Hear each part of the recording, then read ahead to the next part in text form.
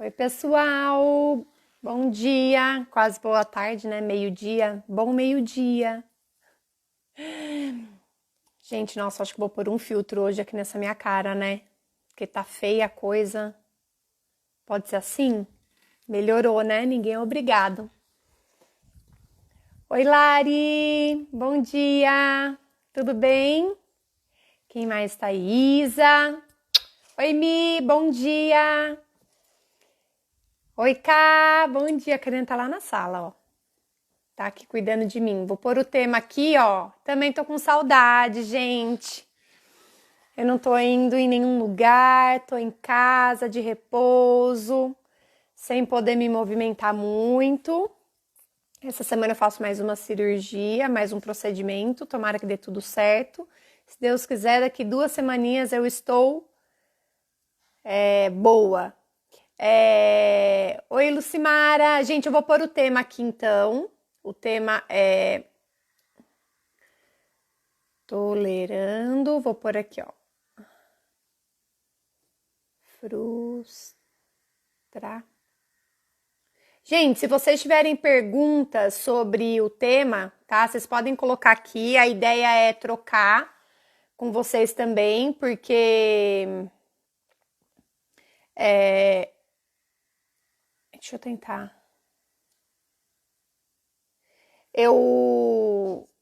A última live que eu fiz, sempre surgem perguntas relacionadas a esse tolerar as frustrações.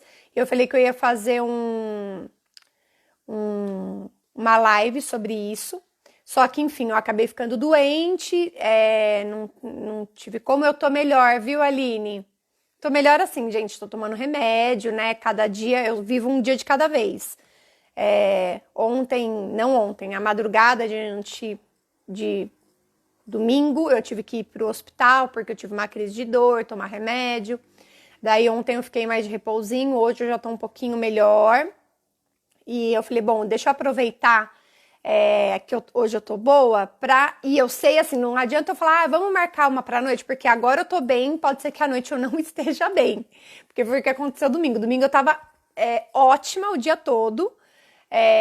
Talvez eu tenha até exagerado, nem tomei tanto. Exagerado assim, gente, eu andei, entendeu? Andei da sala até o quintal, sentei lá fora, tipo, e quando eu falo exagerar é isso, tá? E não fiz nada, nenhum esforço físico, absolutamente nada. E à noite tive uma crise, eu já estava diminuindo os remédios, mas não teve como. Mas enfim, vamos focar no assunto então. Eu vou convidar algumas pessoas aqui, quem puder convidar alguns amigos que acha que se interessaria por esse tema, tá? Fiquem à vontade. Como eu falei para vocês, eu fiz esse tema porque muitas pessoas me perguntam. Às vezes eu vou tirar algumas dúvidas vou fazer algum tema específico e sempre surge o tema sobre as frustrações, sobre o tolerar, como que eu faço para o meu filho tolerar a atividade, como que eu faço para ele, enfim, para ele tudo. Talvez eu vou falar meio lento, mas e com menos expressão hoje, tá? Que eu não posso me exaltar muito, mas vamos lá. Obrigada. Nossa, esqueci o nome, gente, eu tô com amnésia, mas a que fez o meu curso, Psicomotricidade Campinas, me deu branco no nome. Loirinha, lindinha, psicomotricista, não lembro, mas vamos lá. Gente, então, o tema que eu escolhi foi porque muitas famílias me perguntam quando... Rayana, verdade. Desculpa, Rayana. Beijo pra você. Muitas famílias me perguntam quando eu tô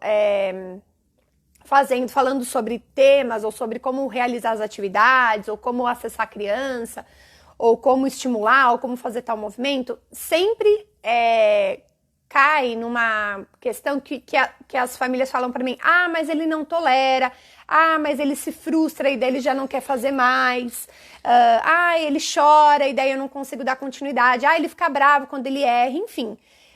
A conversa que eu vou ter hoje um pouquinho aqui com vocês é em torno desse tema, em torno dessas situações, tá? O que eu vou falar, gente, não é baseado no meu achismo, não é o que eu acho que tem que fazer, tá? O que eu vou falar hoje, eu aprendi muito com o Eric Hamblin, que eu acompanhei e acompanho, né? Mas agora ele tá morando lá no Havaí, então a gente não tem tanto contato, mas eu acompanhei aí durante 6 anos até ele mudar pro Havaí. Ele atendendo crianças aqui no Brasil, ele é dos Estados Unidos, então ele vinha dar curso para o Brasil, eu ia em todos os cursos. Enfim, durante 6 anos acompanhando e ouvindo muito que ele falava sobre desenvolvimento humano, sobre crianças com dificuldades no desenvolvimento e as suas emoções. Ele não fala só para crianças com autismo, tá? Claro que tudo que ele fala se encaixa muito nas crianças com autismo, mas não é esse ele atende crianças que não têm nenhum diagnóstico, um diagnóstico fechado, tá? Gente, vou pedir desculpa se às vezes eu me enrolar, mas é porque assim, eu tô tomando vários medicamentos, então pode ser que eu seja meio lenta, mas vou tentar passar aqui as informações para vocês, tá bom? Olha lá, ó, acabei de passar por isso com o Lourenço. Então, eu acho, né, Vi, que é uma situação que as famílias passam o tempo todo, né? Ensinando a criança a tolerar, né?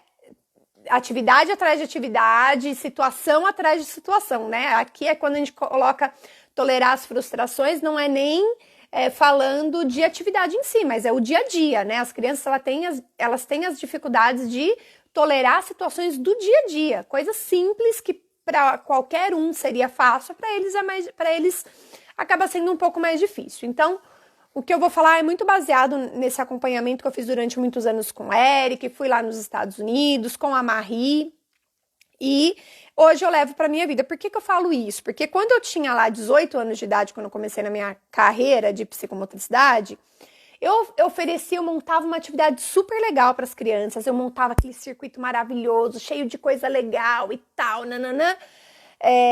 Trabalhava num lugar super tcharam, cheio de informação, assim, que eu digo, não excessiva, mas assim, cheio de coisas super legais, né? E quando chegava lá na hora, a criança não queria fazer. E eu não entendia, eu falei, gente, mas por que ela não quer fazer isso, né? Falei, olha que legal, olha esse circuito, que legal, olha que atividade demais. Por que você não quer fazer, né? E daí a criança chegava ali na beira do circuito, eu falava, vamos, ela se jogava no chão.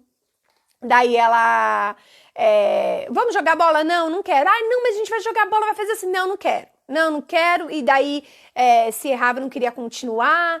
Enfim, eram situações que para mim, quando eu tinha ali meus 18 anos, era muito difícil de entender e eu não entendi. Eu falei, cara, eu montei um puta de um circuito, uma atividade, planejei minha aula inteira, né? Planejei toda a minha aula, planejei todo, sabe? Passei o dia, a semana planejando e essa criança não vai fazer, o que eu vou fazer agora? E com o Eric, eu aprendi que quando a gente fica muito preso, claro que a gente precisa conhecer a criança, a gente precisa entender quem é essa criança, mas quando a gente fica muito preso ao planejamento da aula em si, ao que tem que fazer e seguir a regra, a gente não consegue olhar essa criança. E daí cai na questão que ela pode se frustrar e como você não está olhando para a criança, você só está olhando para o seu planejamento, você não sabe por que essa criança não tolerou, né? Ou porque ela não quis fazer aquela atividade. E quando eu fiz o primeiro curso do Eric, né, foi assim um divisor de águas para mim, porque eu falei, gente, é isso. Eu tinha, toda vez que eu ouvia ele, eu ficava assim, uau, meu Deus, é isso, enfim. E daí eu comecei a atuar dessa forma também no meu atendimento e pra mim, assim, é o que faz todo sentido. Pamela, ele resolve todos os problemas? Ele resolve todos os problemas de comportamento da criança? Não, gente. Porque daí, ali a gente aprende, né? Com o Eric eu aprendi, com o At Ease, né? Eu aprendi que quando a gente olha para uma criança, a gente não olha só para o comportamento, tá? Como explicar quando uma criança perde um jogo? Exemplo, futebol, legal. Pode deixar, vou tentar deixar salvo assim, viu? Quando uma criança tem essa questão da frustração, tá? A gente tem a tendência a olhar como um comportamento. Ah, ela se comportou assim. Ah, ela se comportou assado, né? Ela se jogou no chão, ela chorou, ela jogou, nananana, e a gente olha para o comportamento dessa criança. E no ETIS, a gente não olha para o comportamento, a gente olha para a emoção dessa criança, né? Então, a gente acredita que a emoção, ela vem antes de um comportamento. O comportamento, ele só acontece aquele comportamento porque a criança, ela estava sentindo algo. Então, ele ensina muito a gente entender o que essa criança estava sentindo naquele momento. E quando eu era mais nova, quando eu tinha lá meus 20 anos de idade, né, fazendo meus atendimentos, eu vi uma criança jogando no chão e falei, olha como é birrenta, olha, não tem educação, né, a gente tem isso na cabeça, gente, olha, a gente aprende, né, graças a Deus eu tive a oportunidade de aprender e hoje de trabalhar de uma forma que faz muito mais sentido para mim e para a criança e para as famílias. Então,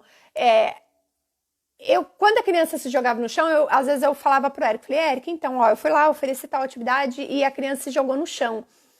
Daí ele falava assim, tá, e o que você estava fazendo? Ah, eu estava fazendo isso, queria fazer um circuito psicomotor e tal. E daí quando eu fui levar, ela se jogou no chão. Eu falei, olha que comportamento, né? Daí ele falou assim, mas o que ela estava sentindo? Eu falei, então, ela se jogou no chão. Ele falou, não. Ele falou, isso não é o que ela estava sentindo. Isso foi o comportamento que ela teve, né? Mas o que você acha que ela estava sentindo? E naquela época, há 16 anos atrás, quase, gente, a gente não tinha, a gente queria, e isso acontece ainda com muitos terapeutas, a gente não quer olhar a criança, a gente quer aplicar a nossa atividade, a gente quer que ela responda da forma mais adequada, sem entender o que ela está sentindo. E a partir do momento que eu percebi o que essa criança estava sentindo, eu comecei, inclusive, a antecipar o que daria para eu fazer com essa criança ou não.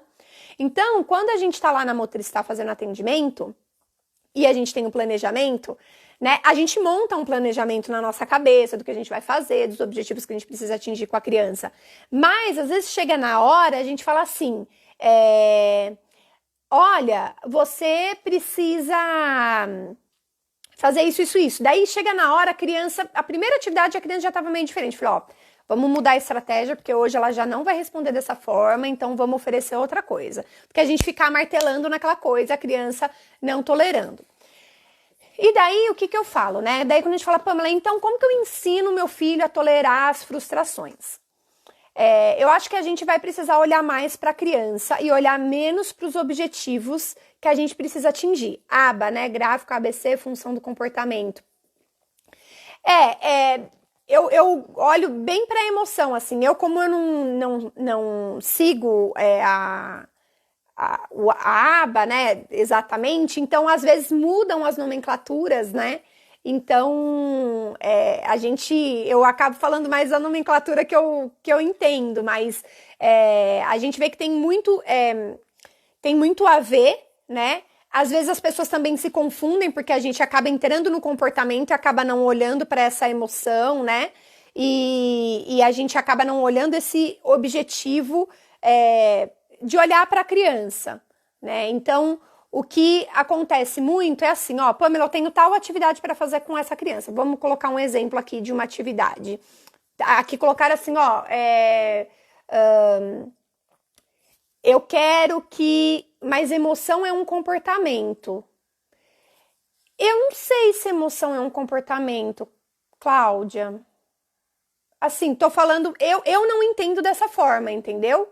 Eu entendo que quando a gente sente uma emoção, a gente gera um comportamento, entendeu? Então, por exemplo, eu tô me sentindo com medo, eu estou sentindo medo, então, pelo que eu estou sentindo, eu vou ter um tipo de comportamento, eu vou ter uma reação em relação a isso, entendeu? Quando eu falo do comportamento, assim, eu falo assim, a criança se jogou no chão. Né? Não é uma emoção ela tá se jogando no chão, é um comportamento. Mas se a gente pensar o que ela tá sentindo, né? Emoção é um sentimento, eu penso mais isso. Então, assim, o que ela tá sentindo, né? Eu consigo, de fato, mediar e ajudar naquele comportamento ou até evitar algum comportamento de frustração, entendeu? Porque eu acho que, assim, o comportamento de frustração, ele... às vezes a gente acha que é só porque a criança não quer fazer, ou só porque ela não gosta daquilo.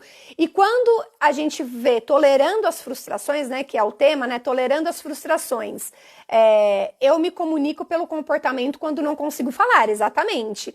Eu me comunico pelo comportamento quando eu não consigo falar e por que eu me comuniquei por determinado comportamento? O que eu estava sentindo para me comunicar daquela forma? Né, para eu ter aquela comunicação com o meu corpo, ou por exemplo, para eu morder, para eu bater, ou para eu dar um sorriso, ou para eu pegar na mão. Então, o que eu estou sentindo para eu ter um comportamento adequado, né, um comportamento ali que eu consigo me comunicar com o outro, né, ou às vezes é um comportamento que para ele tem algum efeito, né? Então a ideia quando a gente fala de tolerar essas emoções e tolerar, na verdade, essas frustrações, a gente entender por que ela não quer, por que ela não consegue tolerar, né? Do que eu só colocar, do que, por exemplo, eu só colocar que essa criança não quer fazer algo porque ela não gosta. Então, um exemplo, a criança que tem 6 anos de idade que precisa escrever, né? E que a gente precisa ensinar a escrever, pegar num lápis, e daí essa criança, ela começa, na hora que a professora ou o terapeuta vai ali fazer uma intervenção da escrita, essa criança, ela começa a não responder, ou ignorar, ou bater na mesa, ou chorar, ou empurrar, ou se jogar, enfim. Tem várias formas aí dela se comunicar através desse comportamento, né? Ela pode estar mostrando com aquele comportamento, né? Que se muitas vezes ela não consegue se comunicar, que ela não dá conta de fazer aquilo. O que ela está sentindo daí? Daí que eu vejo, o que será que ela está sentindo para ela ter essa reação que ela teve? Então, pode ser que ela esteja sentindo medo, porque ela está com medo de não conseguir fazer aquilo. Pode ser que ela está com raiva, porque ela gostaria de comunicar para você que ela não consegue fazer aquilo, que o corpo dela não consegue responder àquela situação e ela não consegue comunicar isso para você e a gente não conseguiu ler isso nela, né? Então, daí acaba gerando uma frustração, né? Quando eu não consigo me comunicar também da forma adequada, isso também gera uma frustração. Quando o outro não consegue ver o que eu tô querendo dizer com aquele meu comportamento, isso gera uma frustração, né? Só que daí eu vou mais profundo, né? Como o Eric diz, para a gente conseguir arrumar isso aí, né? A gente coloca assim, mediar, né? E ajudar para que a criança aprenda a tolerar essa frustração, porque acho que essa é a questão maior, tá, Pamela? Ela vai ter esses comportamentos tal. E como que eu faço para ela tolerar isso? Né? Eu preciso entender se a minha atividade está adequada para ela. Quando eu digo adequada, tanto se está acima do que ela pode fazer ou se está muito abaixo, tipo, isso eu já sei, que saco, não aguento fazer mais isso, né? Por isso que eu preciso entender muito bem que nível que essa criança tá, para eu poder passar uma informação para ela adequada, para que ela aprenda a tolerar aquela questão. Quando eu digo a questão, por exemplo, ela não sabe escrever, Pamela, então como que eu vou ensinar ela a tolerar que ela precisa aprender a escrever? Eu preciso ir de um passo de cada vez, subir um degrau de cada vez. Não dá para eu já chegar e colocar o lápis na mão dela se ela odeia pegar um lápis e fazer com que ela escreva e faça riscas com lápis grafite e utilize a borracha, por exemplo, né? Que com as outras crianças que não tem nenhuma dificuldade no desenvolvimento, acaba sendo um pouquinho mais fácil de você ensinar isso, de você tolerar, porque é uma criança que já se comunica, é uma criança muitas vezes que tem essa troca, é uma criança que já entende todas as suas questões emocionais, porque isso também conta muito, né? As crianças, elas acabam se desorganizando também com essas emoções, né? Eu tenho crianças que quando se sentem tristes, ficam muito tristes a ponto de se desorganizarem demais, por uma coisinha simples. E uma coisa que o Eric falava muito para mim a gente precisa trabalhar isso também em doses homeopáticas, né? Não dá, por exemplo, para a criança ser feliz o tempo todo e de repente eu dou uma atividade ali para ela que ela vai ter que tolerar coisas que ela nunca tolera no dia a dia dela. Todo mundo dá as coisas na mão dessa criança, todo mundo faz por ela e daí de repente ela tem que sentar numa mesa e fazer aquela atividade. Então tolerar acaba ficando muito difícil porque ela não tem que tolerar nada durante o dia. Né? Todas as necessidades dela são supridas durante o dia, né? De tipo, você quer água, a água tá aqui, você quer o leite tá aqui, você quer comida, a comida tá aqui, tudo que ela quiser, ela vai ter ali na mão dela. Então, e por que eu tô falando isso? Porque é importante ensinar a expressar o sentimento, exatamente, né? E quando a gente fala de tolerar frustrações, não existe uma regra, mas com certeza a comunicação é algo extremamente importante. Quer dizer, não é que não existe uma regra, né, gente? Existe ali um caminho a ser seguido, é que não existe porque cada situação é uma, né? Então, assim, pode ser que como eu falei, eu posso não tolerar porque eu tô com medo, eu posso não tolerar porque eu tô com raiva, eu posso não tolerar porque eu tô triste, eu posso não tolerar porque eu tô feliz demais e não quero sair dessa brincadeira, enfim. Mas se eu consigo comunicar isso, eu consigo validar essa comunicação e daí eu consigo validar essa emoção, é muito mais fácil de eu tolerar essa situação. Então, um exemplo, né? Se eu quero, por exemplo, eu quero brincar de bola, né? E daí eu não consigo me comunicar que eu quero brincar de bola. E ninguém me oferece uma bola. Daí vem uma pessoa e me oferece uma corda. Só que eu não consigo falar para ela, ou não tenho outras formas de comunicação que eu quero para falar para ela que eu quero brincar de bola. E daí eu falo, não, mas agora você vai brincar de corda. Daí a criança mostra com o corpo dela que ela quer fazer outra coisa, eu falo, não, agora a gente vai brincar de corda. Vocês percebem que eu não tô validando nada do que essa criança tá querendo dizer e só tô querendo impor a minha vontade ali? Então, benzinho por não falar muitas vezes se frustra, fica triste, nervoso, se morde. Exatamente. É isso mesmo, Vi, né? E até, às vezes, falando da Vi, né, e do bem, quando tem uma sobrecarga sensorial, eu às vezes também não consigo dizer que aquilo tá muita carga sensorial pra mim e eu gostaria de sair daquele ambiente, né? E daí a gente fala, nossa, mas por que ele tá se comportando dessa forma? Né? E de repente, né, como a gente sabe, é porque o som tá muito alto, vamos tirar ele daqui um pouquinho, né? Então, o tolerar frustrações é muito importante que a gente, além de ver aquele comportamento, a gente entenda quem é aquela criança e por que talvez, o que ela está sentindo talvez para estar se comportando daquela forma, né? E daí, a partir disso, eu consigo mediar uma situação, né? Eu consigo mediar esse tolerar aquela frustração. Então, o que eu utilizo muito é através do movimento, através da brincadeira, proporcionar atividades, né, e proporcionar situações para que essa criança aprenda a tolerar, né? Por quê? Se eu for ensinar a minha criança a tolerar só nas situações que são extremamente difíceis para ela de tolerar, vai ser muito difícil aquilo para ela, né? Vai ser muito angustiante, né? Ela sempre vai ter aquela informação como uma informação não muito boa. Agora, se eu ensino essa criança a tolerar brincando, se eu ensino essa criança a tolerar nas atividades ali do dia a dia, em pequenas doses, isso preenche e a gente, na verdade, nessas situações, a gente está ensinando a questão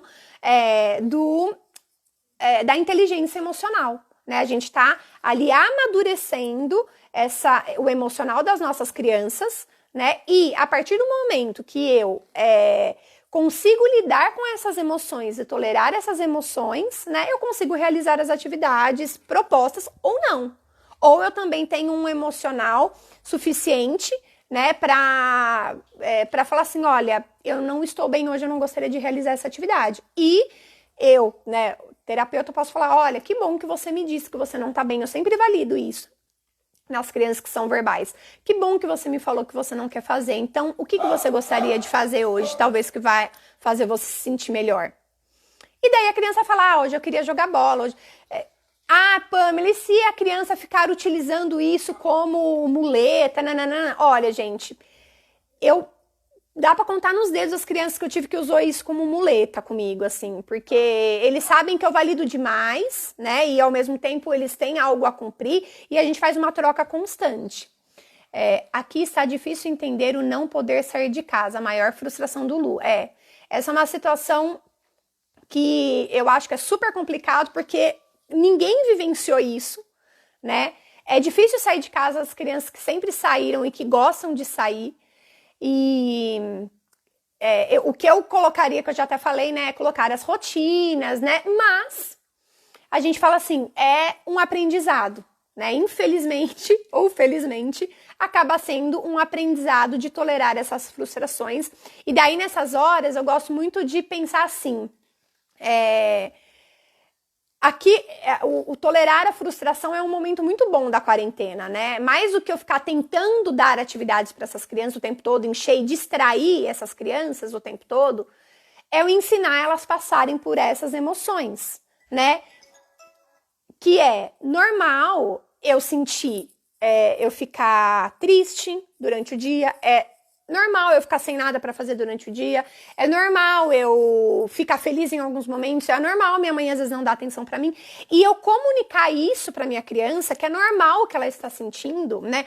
Ai, Lu, eu sei que você queria sair, a mamãe também queria sair, eu também queria andar de carro, mas olha, não dá pra gente andar de carro, calma aí, ô Cá, minha mãe tá ligando, só um minuto, gente, a mãe tá ligando aqui, liga pra ela, fala que eu tô numa live, minha mãe tá ligando e tá travando aqui. Então, assim, quando a gente fala da questão de validar a emoção, não é falar, tá bom, entendi que você quer sair, mas não tem como sair não, viu? Pode ficar em casa. Não é isso, né? É assim, olha, eu entendi que você quer sair, eu entendi, eu também queria. E isso era uma coisa também que eu aprendi. Eu tava numa época, só para vocês entenderem a situação, eu atendi uma menina, e o Eric também atendeu, né? Fez um intensivo com ela, eu também, da parte motora. E daí um dia a gente foi. Ela tinha uma questão de comportamento, né, muito grande, ela tinha uma alteração ali, uma questão no cerebelo, então, enfim. E outras questões familiares, né, que também acabam contribuindo. E daí um dia a gente foi numa loja comprar um sapato. E daí a mãe falou assim: olha, Pamela, é muito difícil ir para uma loja comprar um sapato com ela, porque assim, eu preciso comprar um sapato de casamento para ela, mas ela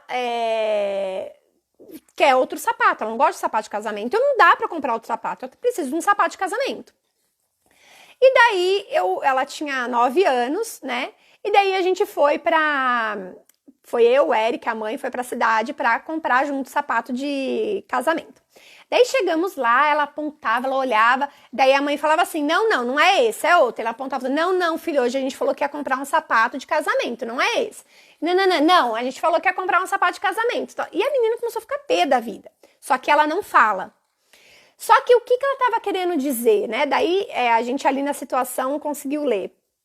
Ela estava apontando, ao invés de eu falar para ela, não vai comprar, não é esse, não tem como, não é para experimentar esse, eu falava, que lindo, nossa, esse tênis rosa é muito bonito, eu também gostei. Ah, nossa, esse também é bonito, que legal. Nossa, esse também é legal, gostei também desse. Ah, esse eu não gosto muito, não gosto mais desse daqui. Ai, olha esse daqui pro casamento, acho que vai ficar bonito no seu pé. Ah, você não gostou desse? Não? Deixa eu ver esse. Aí eu vou experimentar esse. E daí, o que a gente fazia? Eu validava o que ela estava me mostrando, porque na verdade ela estava me mostrando sapatos também que ela achava bonito, né? Então eu falava, ai que lindo, tal. E daí a mãe falou, olha, legal, agora que você já viu os sapatos que você gostou, eu vou pegar um sapato para você experimentar pra gente ir pro casamento. E dava ali umas 3 opções para ela experimentar, e ela tinha que escolher entre aquelas 3 opções. E daí ela experimentou um, experimentou 2, experimentou o terceiro, não gostou, queria o outro. E daí a mãe falou, ai filha, eu sei que você gostou desse, mas esse não dá pra ir pro casamento.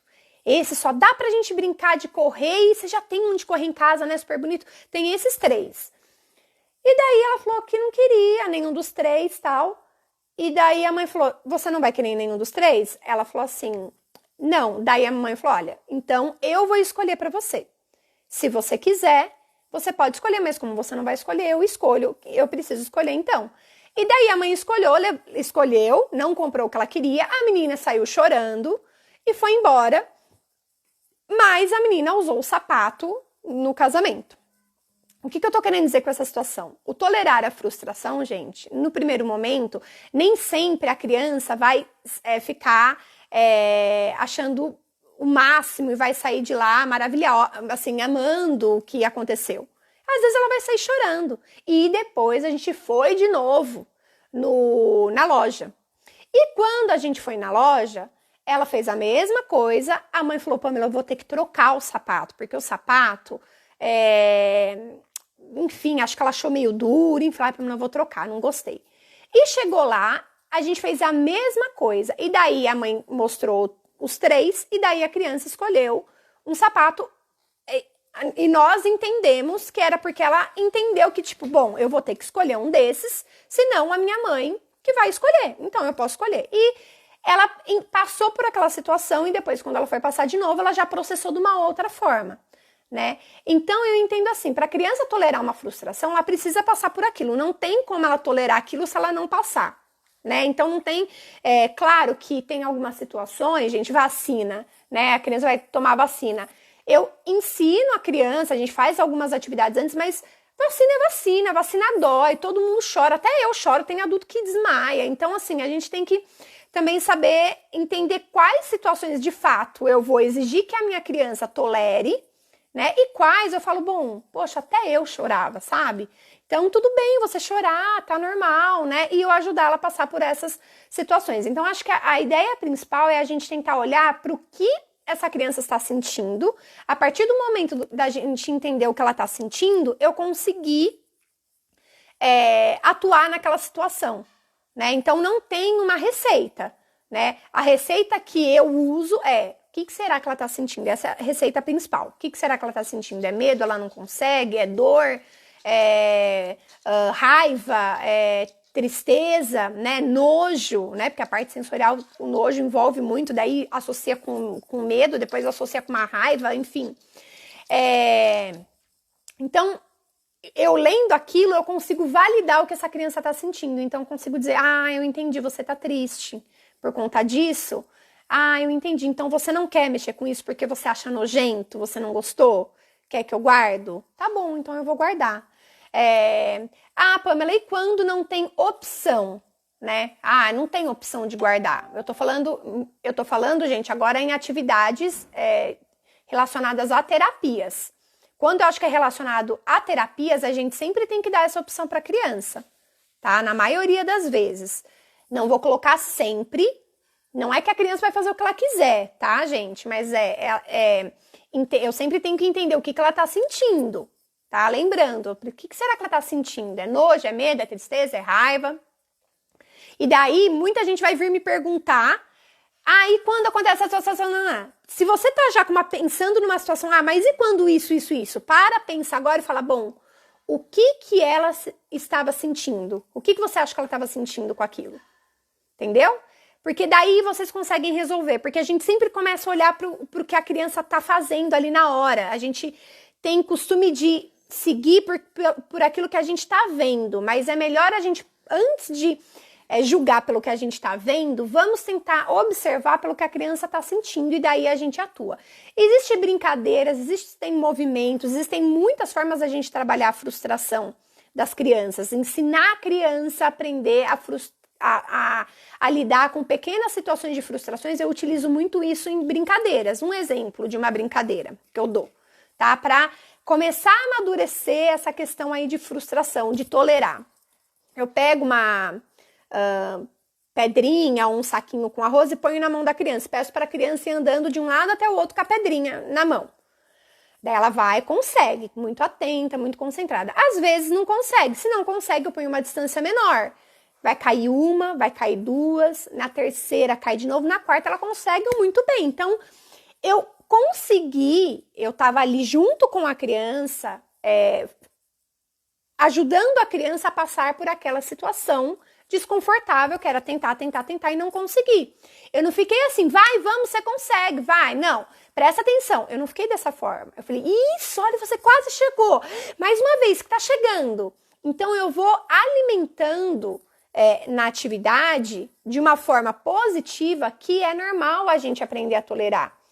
É normal a gente se frustrar. Por que muitas crianças não conseguem se manter brincando em alguns brinquedos? Porque no primeiro erro elas desistem, porque elas não querem se frustrar.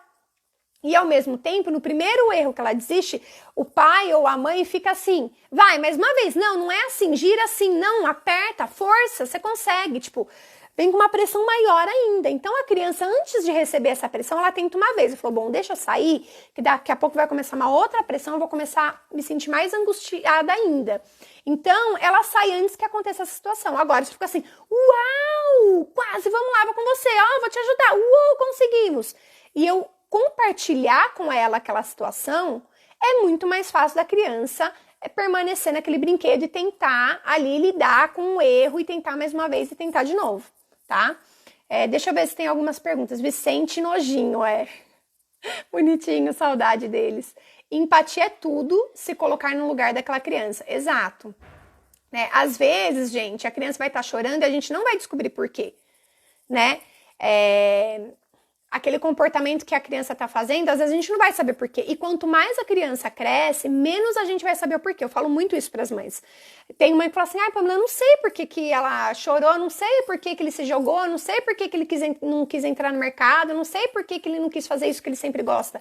Falei, olha, quanto mais a criança crescer, menos a gente vai saber, porque o mundo dela, ela vai explorar cada vez mais, e cada vez menos a gente vai estar ali atrás dela, olhando o que ela está fazendo.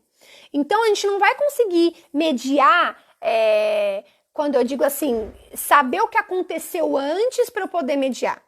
Mas se eu ensinar ela a lidar com aquela emoção, né, o Érico falava isso, as emoções a gente pode contar nos dedos. Então, a partir do momento que eu entendo que ela tá triste, eu consigo trabalhar em cima daquela tristeza ou para ajudar ela a passar por aquilo. Mas, às vezes, eu não tava naquela situação que ela se sentiu triste, né? Então, eu não vou saber exatamente como aconteceu, eu não vou conseguir dar previsibilidade para tudo, para ela, pro resto da vida. Então, é importante, sim, a gente trabalhar com a previsibilidade, mas mais importante ainda é a gente trabalhar com esse amadurecimento emocional nas situações, porque vai ter coisas que não vão ter previsibilidade, gente. E é difícil. Mas quanto mais essa criança tiver madura e ela entender que ela pode compartilhar aquela emoção e que é super normal ela sentir tudo aquilo, e que você também sente, que a gente não é alegre o tempo todo, né? Isso a gente, claro, a gente não ensina as crianças falando, tá? A gente não fica lá explicando, a gente ensina através da experiência. Por isso que eu falo, através de atividades de brincadeiras, do brincar, do dia a dia, né? São nessas situações que a gente consegue ensinar isso. Eu também faço isso com o meu. Digo, nossa, que bonito, e funciona. Aí ele vai olhar o outro. Você vê? Às vezes a gente...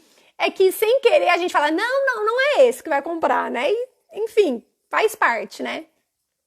Eles até que estão bem, dão uns berros, mas quando voltar às terapias é que o bicho vai pegar. Quando as demandas começarem, vocês vão ter trabalho.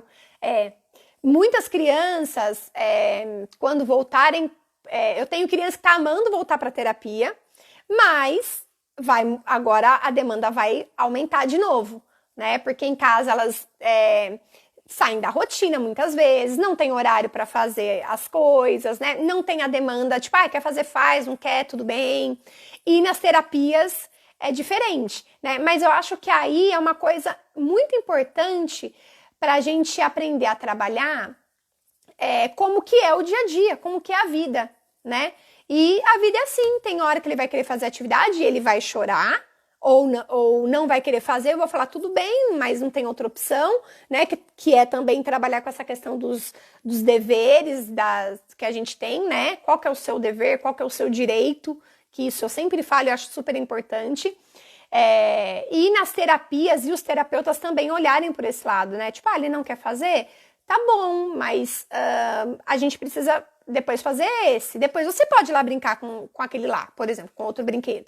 Né? Mas vamos fazer isso rapidinho? Então vai ser uma construção de novo e que faz parte da vida, né? Eu acho que na verdade vai ser uma construção para muitas pessoas, né? Porque acho que nessa quarentena a gente aprendeu a tolerar muitas coisas, né? E quando voltar, talvez a gente mudou o pensamento, né? De muitas pessoas. Então acho que isso que é legal.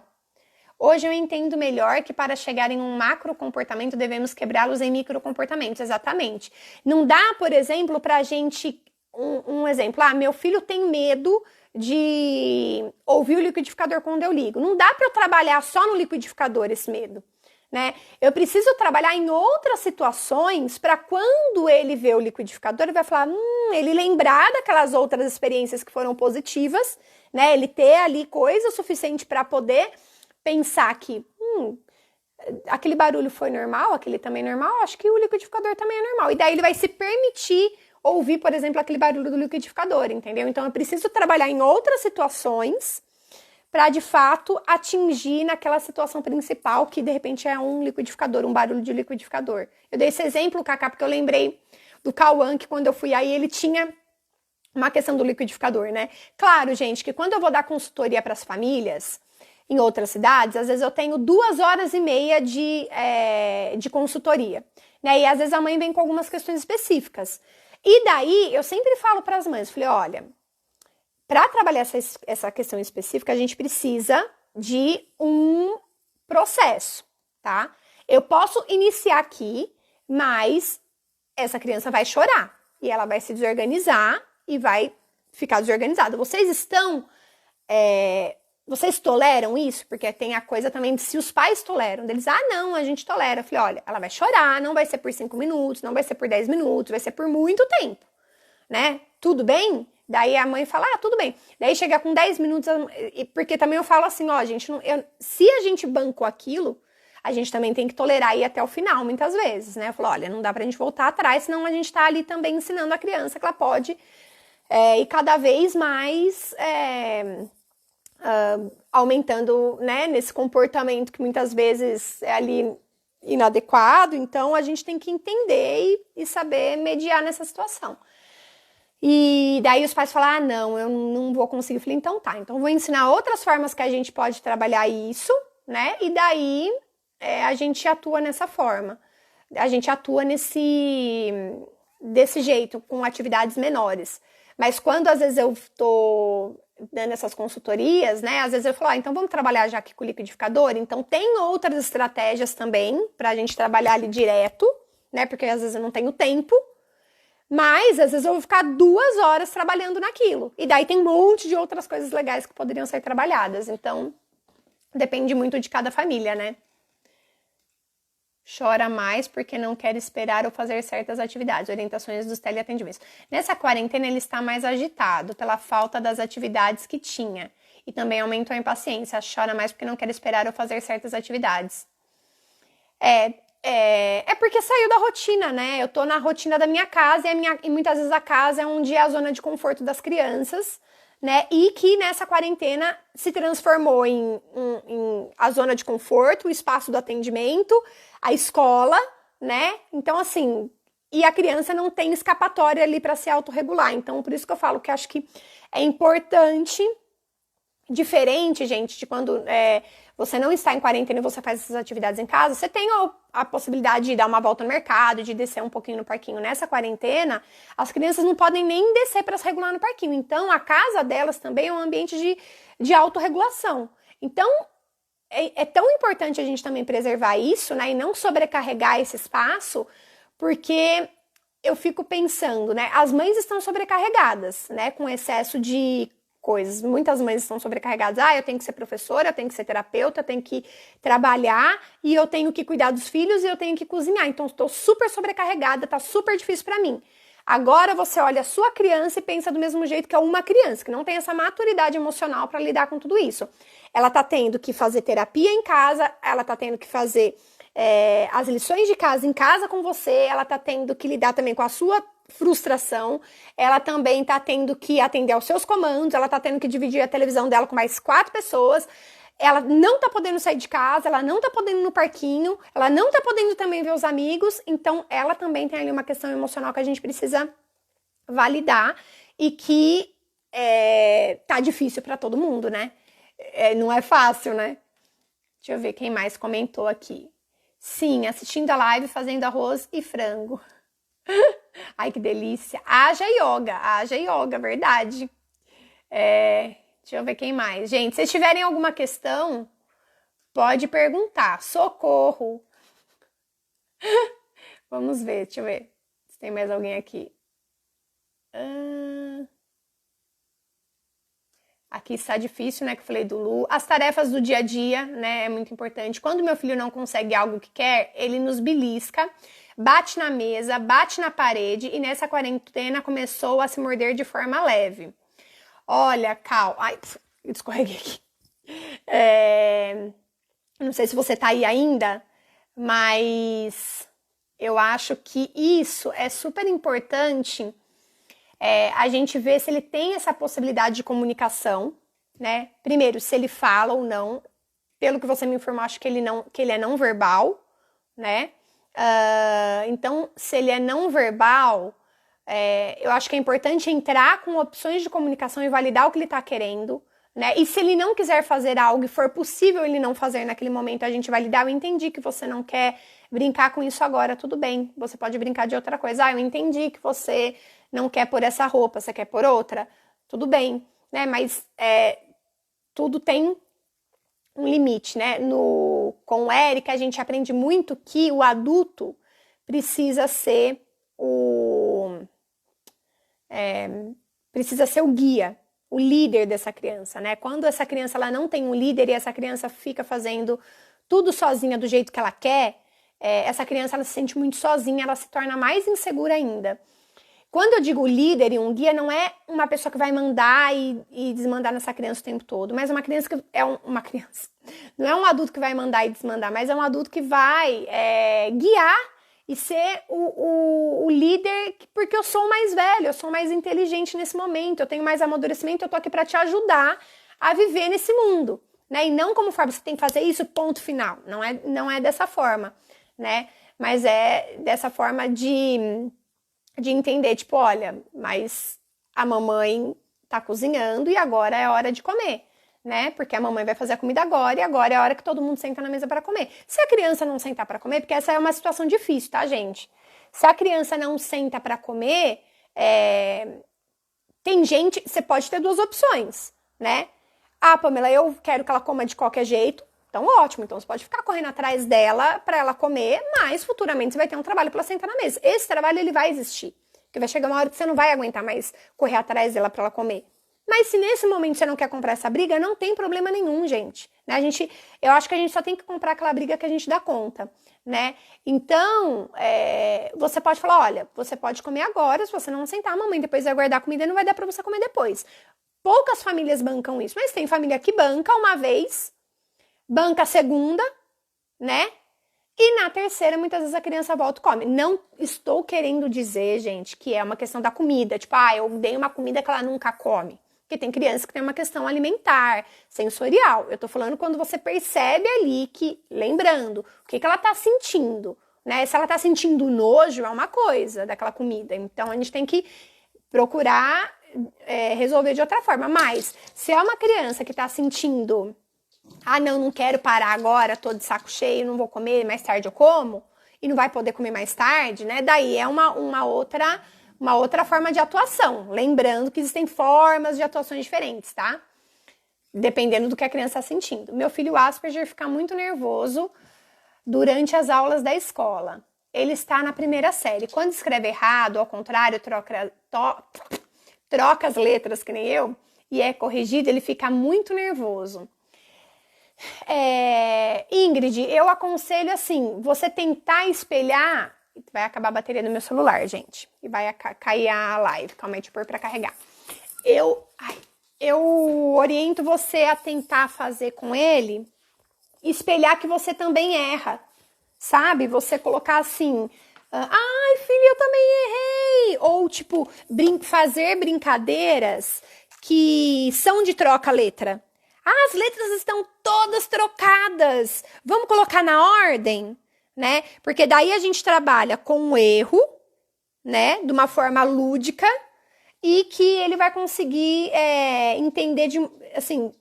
entender que é divertido. Eu tenho criança, por exemplo, que vai no pula-pula e quando escorrega e cai de bumbum quer ir embora, porque entende que errou. Mas quando eu começo a ensinar para as crianças que é super legal você cair de bumbum no pula-pula e que é engraçado cair, as crianças começam a se permitir ao erro. Então, eles têm que entender que o erro é legal, assim, faz parte, né? Então, vocês podem treinar isso em brincadeiras do dia a dia, sabe? Ai, caí, machuquei, caiu o bumbum, errei a cesta.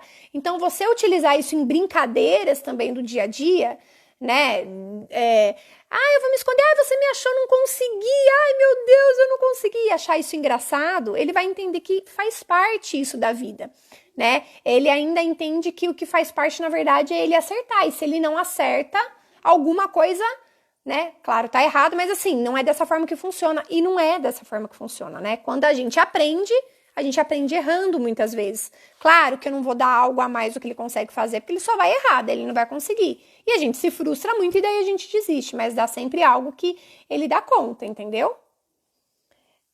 Meu filho Asperger fica muito nervoso durante as aulas. Calma aí, já li esse. Nós sabemos que não devemos falar que errou e falamos, vamos fazer desse jeito, olha de novo. E eu percebo que ele erra de propósito, só para se punir. Antes eu achava que era só raiva de errar, mas hoje eu percebo que ele faz de propósito para se punir.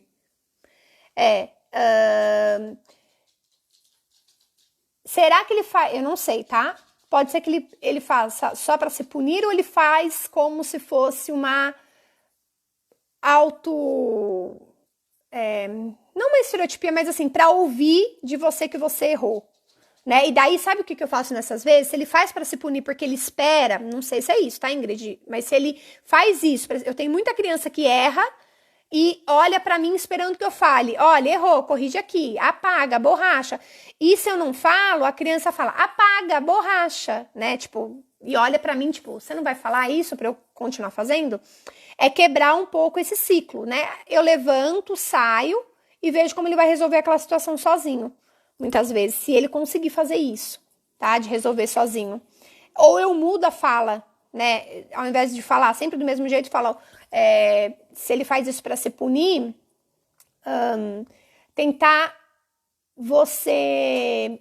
É difícil eu orientar assim, né? Mas ou você pode dar mais suporte ainda, ou diminuir esse suporte, mudar, entendeu?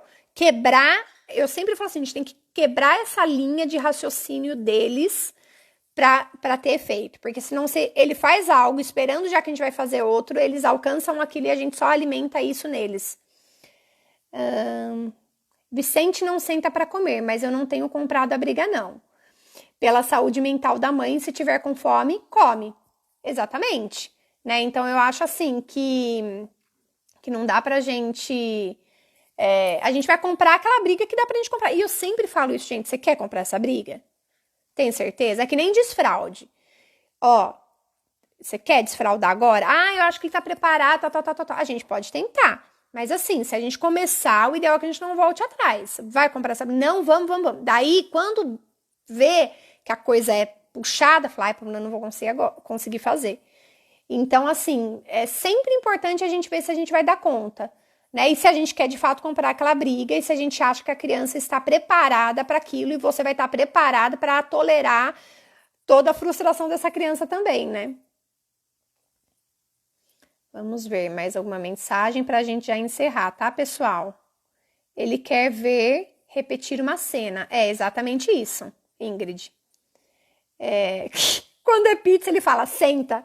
Tá vendo, né? Tipo, é pizza? Fala pra mim, senta que eu vou sentar, né? Tipo, e daí eu vou comer. Ingrid, e é mais ou menos isso, ele quer ver repetir uma cena, então eu acho que não é nem para se punir, ele arranjou uma estratégia daquilo não ser tão ruim, talvez para ele, mas ele se impactar, ele ter aquela repetição, então meio que virou algo autorregulatório para ele, né? Eu tenho criança que faz isso, que quebra o brinquedo e espera eu olhar para ela para olhar. Conserta, arruma, monta, põe um, põe dois. Eu tenho criança que faz isso. Então, o que eu faço? Cada criança eu faço de um jeito diferente.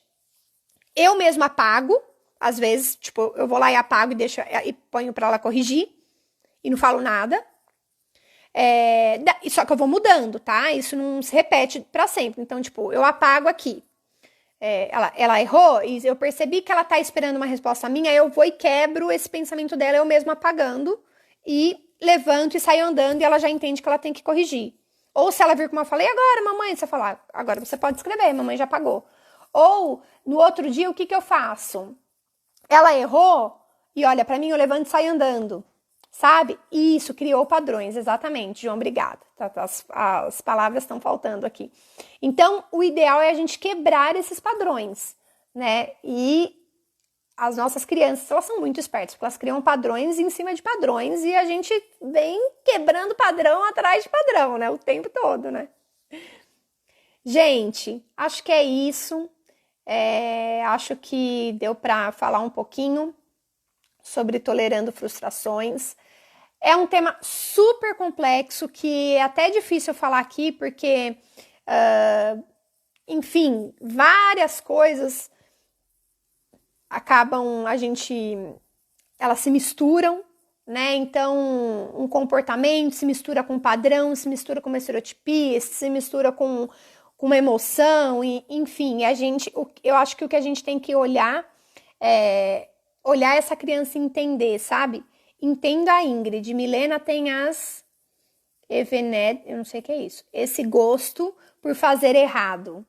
Mas desta forma, sem sentir culpada por errar. Eu exagero os elogios do acerto, enquadro e ignoro os erros. Ótimo.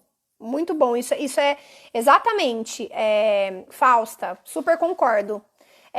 Você, ao invés de você dar foco para o que ele tá errando, você começar a focar mais ainda no que ele escreveu certo e no que ele errou, meio que você apaga e não fala nada, né? Você pode até apagar por ele, tipo, ó, isso já passou, né? Meio que é a mensagem que você manda pro cérebro dele.